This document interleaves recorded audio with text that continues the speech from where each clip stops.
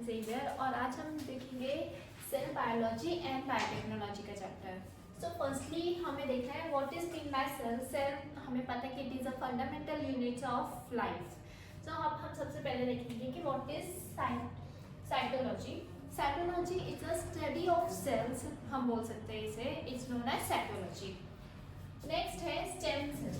Stem cell क्या होता है कि stem cell which give rise to every cell present in human organism, उसे हम क्या बोलते हैं, स्टेम सेल। ये स्टेम सेल जो है ये वुड हीलिंग में भी हमें बहुत हेल्प करता है और स्टेम सेल से हम बहुत सारे अलग अलग ऑर्गन्स क्रिएट कर सकते हैं, प्रोड्यूस कर सकते हैं। नेक्स्ट है इसमें टू टाइप्स होते हैं स्टेम सेल के, एक है embryonic stem cell and adult stem sales.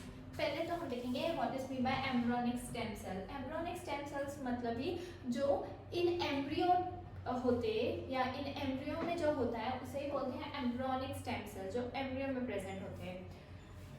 Next है कि इसमें तो सबसे पहले फर्टिलाइजेशन होता है।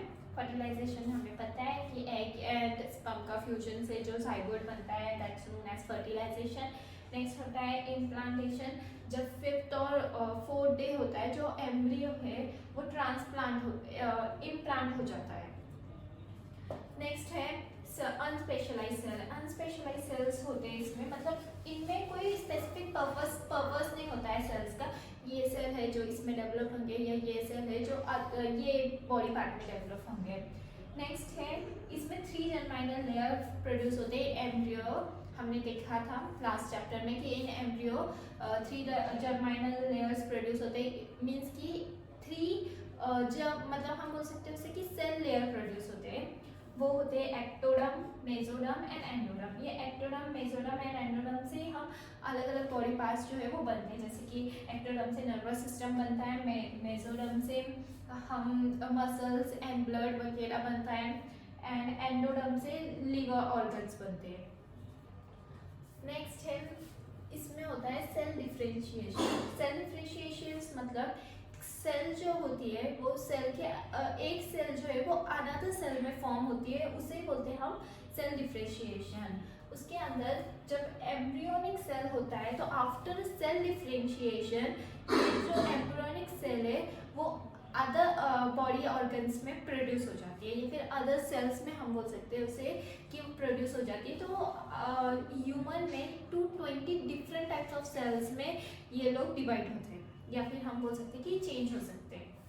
प्यूरिपोटेंसी क्या होता है? प्यूरिपोटेंसी मतलब it is an ability to develop a cell into another type of cell in adult body form. Adult के अंदर ये जो प्यूरिपोटेंसी है इसमें एबिलिटी होती है कि एक सेल दूसरे टाइप ऑफ सेल्स में फॉर्म होता है। नेक्स्ट है कि अगर हमें इन विट्रो फर्टिलाइजेशन करना है एम्ब्रियो का तो हम कैसे कर सकते हैं। हमने 5 to 7 डेज वाला जो एम्ब्रियो होता है उसको लेकर हम उसे एक सर्टन बायोकेमिकल स्टिमुलेशन देके, मतलब बायोकेमिकल स्टिमुलेशन मतलब कि उन्हें हम different type of chemicals use करके हम जो ये एम्ब्रियो को इन विट्रो जो है वो ग्रो कर सकते हैं इन लेबोरेटरी। इसके बाद में क्या होता है, ये एक जो सेल्स होते हैं वो टिश्यूज फॉर्म करते हैं और टिश्यूज जो है ये फाइनली ऑर्गन्स में फॉर्म होता है। और जो स्टेम सेल होती है उसमें हर एक टाइप के जेनेटिक मटेरियल जो है वो प्रेजेंट होते हैं। नेक्स्ट है adult stem sales. Adult stem sales की 3 मेन सोर्सेस है। जो अडल्ट स्टेम मतलब ये इन अडल्ट जो अडल्ट में फॉर्म होता है। फर्स्ट है रेड ब्लड मैरो। ये जो रेड ब्लड मैरो है ये जो है इससे स्टेम सेल जो है वो ब्लड प्रोड्यूस करता है। नेक्स्ट है adipose connective tissue. Adipose connective tissue इसमें जो स्टेम सेल है वो फैट्स वगैरह प्रोड्यूस करता है एंड ब्लड। लास्ट है ब्लड। ब्लड्स में भी स्टेम सेल प्रेजेंट होते हैं। अब ये जो स्टेम सेल है इसे हम प्रिजर्वेशन कैसे कर सकते हैं, क्योंकि अब हमें स्टेम सेल का प्रिजर्व करना इट्स वेरी इंपॉर्टेंट, क्योंकि अब हमें पता है कि stem cell is very useful for us. तो हम सबसे पहले जो स्टेम सेल है उसको हम रेड बोन मैरो से, जैसे कि हमने बोला कि वो ब्लड में प्रेजेंट होते हैं, उससे कलेक्ट करें, या फिर कॉर्ड ब्लड से कलेक्ट कर सकते हैं हम, या फिर एम्ब्रियो से भी हम स्टेम सेल कलेक्ट कर सकते हैं। उसे हम स्टेरलाइज्ड वायल्स में रख सकते हैं। स्टेरलाइज्ड वायल मतलब ये टेस्ट ट्यूब टाइप का test tube, small test tube होता है। और फिर बाद में जो ये वायल्स होता है उसे हम लिक्विड नाइट्रोजन में प्रिजर्व करके at -135 degree Celsius to 190 degree Celsius पे रख सकते हैं। इससे हमारा स्टेम सेल जो है वो प्रिजर्व होगा। So next point is uses of stem cells. अब हम देखेंगे कि यूजेस ऑफ स्टेम सेल्स हमें कहाँ हम यूज कर सकते हैं। सो फर्स्ट है रीजनरेटिव थेरेपी। रीजनरेटिव थेरेपी को ही हम सेल थेरेपी भी बोलते हैं। इसमें क्या होता है, जो स्टेम सेल होते हैं वो रिप्लेस करते हैं डेड सेल्स को। उसका जैसे कि हम देखेंगे फर्स्ट डिजीज है डायबिटीज। हमें पता है कि डायबिटीज में क्या होता है, जो पेनक्रियास होते हैं, पेनक्रियास के अंदर बीटा सेल्स होते हैं। ये बीटा सेल्स जो है वो इंसुलिन प्रोड्यूस करते हैं। ये जो इंसुलिन होते हैं वो हमारे बॉडी का जो शुगर लेवल है उसे वो कंट्रोल में रखता है। पर अगर हम वो बीटा सेल ही जो है वो अगर डिस्ट्रॉय हो गए और अगर वो इंसुलिन प्रोड्यूस ना कर पाए तो क्या होगा, हमारे जो बॉडी का शुगर लेवल है वो इंक्रीज हो जाएगा। इसलिए हम क्या कर सकते हैं, जो स्टेम सेल है वो हम स्टेम सेल का यूज़ करके, मतलब स्टेम सेल को हमारे बॉडी में हम डाल के वापस से जो बीटा सेल्स है उसके अंदर हम वापस से जो इंसुलिन प्रोडक्शन है वो इंक्रीज कर सकते हैं। जिससे क्या होगा, हमारे जो शुगर लेवल है वो कंट्रोल में रहेगा। नेक्स्ट है मायोकार्डियल इन्फेक्शन। मायोकार्डियल इन्फेक्शन मतलब ही क्या होता है, हार्ट अटैक। जो हमारी कोरोनरी आर्टरी है तो वो उसके अंदर क्या हो जाता है, ब्लॉक हो जाता है। इसकी वजह से हार्ट अटैक होने के हमें चांसेस हो सकते हैं। इसमें भी हम वो जो ब्लॉक है वो ब्लॉक को हम हटा भी दें तो हमें वो जो मसल्स है वो डिस्ट्रॉय हो सकते हैं, तो वो भी हम स्टेम सेल से वापस से रीजनरेट कर सकते हैं। नेक्स्ट होता है, और इसमें जो है स्टेम सेल में हम एज अ इंजेक्शन फॉर्म में इंजेक्ट कर सकते हैं हमारी बॉडी में। नेक्स्ट है अल्जाइमर डिजीज। अल्जाइमर डिजीज मतलब भी डीजनरेटिव ऑफ ब्रेन डिसऑर्डर। इसमें क्या होता है, ब्रेन डिसऑर्डर होता है जिसके वजह से हमारे जो ब्रेन के ऑर्गन्स होते हैं वो डिस्ट्रॉय होने लगते हैं। इसमें भी हम स्टेम सेल का यूज कर सकते हैं और हम इसे वापस से रीजनरेटिव कर सकते हैं। नेक्स्ट होते हैं पार्किंसन डिजीज। पार्किंसन डिजीज क्या होता है, ये जो ब्रेन न्यूरॉन होता है वो ऑटोमेटिकली उनकी डेथ होना स्टार्ट हो जाती है इसमें, ये डिजीज में। तो उसके अंदर जो मस्ट केमिकल होता है ये डोपामाइन। तो ये जो डोपामाइन केमिकल होता है ये अगर इसकी कमी होने लगी या फिर ये लेस होने लगा तो हमारे जो मूवमेंट्स होते हैं वो भी लेस होने लगते हैं, हमारे बॉडी मूवमेंट। इसके कारण भी हमारी डेथ हो सकती है। इसलिए हम क्या करते हैं, जो स्टेम सेल है इसको वापस से हम डोपामाइन न्यूरॉन में डालते हैं ताकि वो वापस से ये केमिकल प्रोड्यूस कर सके हमारी बॉडी में। नेक्स्ट है, ये जो रीजनरेटिव थेरेपी है इससे हम ब्लड भी प्रोड्यूस कर सकते हैं।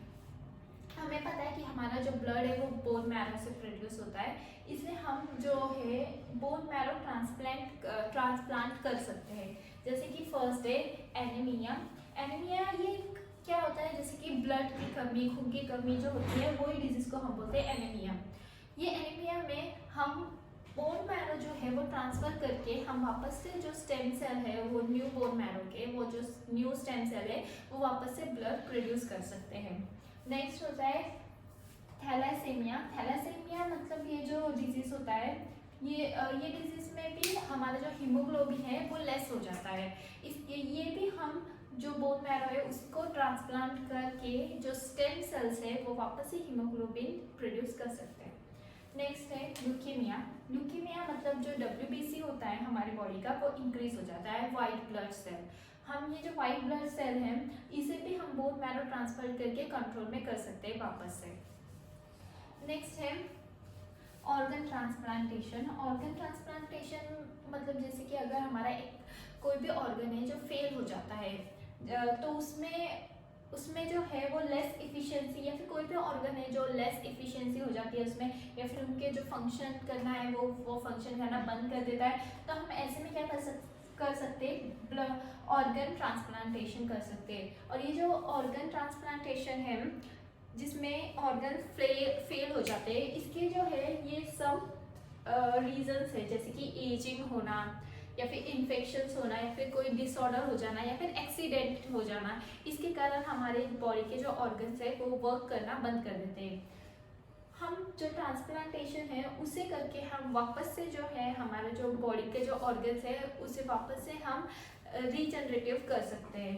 पर इसमें जो है हम 3 चीज़ इट्स वेरी इंपॉर्टेंट, जब हम कोई ऑर्गन ट्रांसप्लांट कर रहे हैं तो हमें 3 चीज़ें देखनी पड़ती है। फर्स्ट है ब्लड ग्रुप, जो डोनर और रेसिपिएंट है उनको जो ब्लड ग्रुप है वो मैच होना चाहिए। नेक्स्ट होता है एज भी हमें मैच होनी चाहिए वो दोनों की, डोनर और रेसिपिएंट की। एंड लास्ट होता है कि डिजीज एंड डिसऑर्डर, हमें डोनर एंड रेसिपिएंट के दोनों के डिसऑर्डर एंड डिजीजेस देखना पड़ते हैं। अब हमें पता है कि हम जब लाइफ में होते तो हम बहुत ही लिमिटेड ऑर्गन्स जो है वो डोनेट कर सकते हैं, पर आफ्टर दैट हम हमारे बॉडी के सारे organ. So our next point is biotechnology. Biotechnology क्या होता है? It is nothing but it is an artificially genetic changes and hybridization in organism. हमारे अंदर जो भी आर्टिफिशियल जेनेटिक चेंजेस हम करते हैं या फिर जो भी हाइब्रिडाइजेशन ऑर्गेनिज्म में होती है या फिर हम करते हैं आर्टिफिशियली, उसे ही हम क्या बोलेंगे? बायोटेक्नोलॉजी। ये बायोटेक्नोलॉजी एग्रीकल्चर लेवल पे एंड फार्मास्यूटिकल लेवल पे हम बहुत ज़्यादा यूज़ कर सकते हैं, हमें बहुत ज़्यादा यूजफुल है। जैसे कि अब हम देखेंगे कि what is mean bye genetic modification. Genetic modification मतलब ही हमें पता है जीन्स जो है, जीन कंट्रोल आवर कैरेक्टर। जैसे कि हमें एग्जांपल देती हूँ मैं आपको, जैसे कि हमारे अंदर एक पेनक्रियास के अंदर बीटा सेल्स होते हैं और वो बीटा सेल्स जो है वो इंसुलिन प्रोड्यूस करते हैं। अगर हम वो इंसुलिन प्रोड्यूस करने वाला जीन अगर हम ई कोलाई में इंसर्ट करते हैं तो ई कोलाई के प्लाज्मिड में अगर हम इंसर्ट करें तो वो भी इंसुलिन जो है वो प्रोड्यूस कर रहा है, और वो जो इंसुलिन है हम वो फेदर डायबिटिक्स पेशेंट में यूज़ कर सकते हैं शुगर लेवल कंट्रोल करने के लिए। उसे क्या बोलते हैं हम? Genetic modification. नेक्स्ट है बायोटेक्नोलॉजी इंक्लूड्स। अब हम इसकी बायोटेक्नोलॉजी इंक्लूड्स देखेंगे, इनके एरियाज देखेंगे कि कौन से चीज़ें बायोटेक्नोलॉजी इंक्लूड्स करता है। जैसे कि फर्स्ट है यूज़ ऑफ माइक्रोब्स। माइक्रोब्स की जो एबिलिटी होती है और उसके सोर्सेज के हिसाब से बायोटेक्नोलॉजी में हम उसे यूज़ कर सकते हैं। नेक्स्ट है use of productivity of cells की प्रोडक्टिविटी से हम यूज़ कर सकते हैं। नेक्स्ट है बायोमोलिक्यूल्स हम यूज़ कर सकते हैं like DNA and proteins. Next होता है कि डेवलपमेंट ऑफ प्लांट और एनिमल्स बाय जीन मैनिपुलेशंस में भी हम उसे यूज़ कर सकते हैं। और लास्ट है use of genetic and non genetic techniques. Use of genetic and non genetic techniques में भी हम उसे यूज़ कर सकते हैं। अब बायोटेक्नोलॉजी के बेनिफिट्स कौन से हैं? तो फर्स्ट बेनिफिट्स उसका होता है to increase the per hectare yields. मतलब हम उसे छोटे क्रॉप्स के एरियाज में उसे ज़्यादा से ज़्यादा हम जो क्रॉप्स है या फिर जो क्रॉप्स की ईल्डिंग है हम उसे ज़्यादा से ज़्यादा कवर कर सकते हैं। नेक्स्ट है एक्सपेंसिव ऑन डिजीज कंट्रोल। जो डिजीज कंट्रोलिंग चीज़ें होती है उसके अंदर हमें ज़्यादा एक्सपेंसिव चीज़ें या एक्सपेंसिव मनी जो है वो खर्च करने की ज़रूरत नहीं है। हम उसे लोअर प्राइस में भी by the help of biotechnology हम डिजीज कंट्रोलिंग केमिकल्स प्रोड्यूस कर सकते हैं। नेक्स्ट है development of fast fruit setting varieties yield per annual is increase. जो फास्ट फ्रूट सेटिंग वेराइटीज होती है उनकी जो ईल्डिंग होती है वो पर एनुअली फास्ट होती है और वो इंक्रीज हम उसकी इंक्रीमेंट में हम उसे हेल्प कर सकते हैं। नेक्स्ट है ट्रेस रेजिस्टेंट वेराइटीज। जो ट्रेस रेजिस्टेंट वेराइटीज है उसे भी हम डेवलप कर सकते हैं। उसके बाद में उसका जो मेन पार्ट है वो कमर्शियल एप्लीकेशन होता है। कमर्शियल एप्लीकेशंस मतलब उसमें हम देखेंगे कि कमर्शियल एप्लीकेशन में हम बायोटेक्नोलॉजी का किस तरीके से यूज़ कर सकते हैं। तो फर्स्ट है क्रॉप बायोटेक्नोलॉजी। क्रॉप बायोटेक्नोलॉजी में hybrid seeds and genetically modified crops आते हैं। हाइब्रिड सीड्स मतलब 2 अलग अलग क्रॉप्स के जीन्स को लेके कंबाइन करके एक न्यू क्रॉप्स प्रोड्यूस करना, उसे ही हम क्या बोलेंगे? Hybrid genes. ये सबसे ज़्यादा हम फ्रूट्स डेवलप में या फिर फ्रूट्स वैराइटीज़ में हम यूज़ कर सकते हैं। नेक्स्ट है genetically modified crop. Genetically modified crops जो है ये हम जैसे कि हमें पता है कि जो मेन क्रॉप्स होते हैं तो उनमें बहुत सारे जैसे डिजीज़ का एफर्ट होता है, या फिर उनके एसिडिक कंडीशन का एफर्ट होता है, या फिर कोल्ड टेम्परेचर या हॉट टेम्परेचर का जो भी एफर्ट होता है, तो ये जो सारे एफर्ट्स होते हैं वो जेनेटिकली मॉडिफाइड क्रॉप्स पे नहीं होते। नेक्स्ट है बीटी कॉटन। बीटी कॉटन में जो ये बैसिलस थ्यूरिजिनेसिस नाम का जो बैक्टीरिया है, ये बैक्टीरिया जो है इंसुलिन जो है वो प्रोड्यूस करता है, सॉरी टॉक्सिन जो है वो प्रोड्यूस करता है।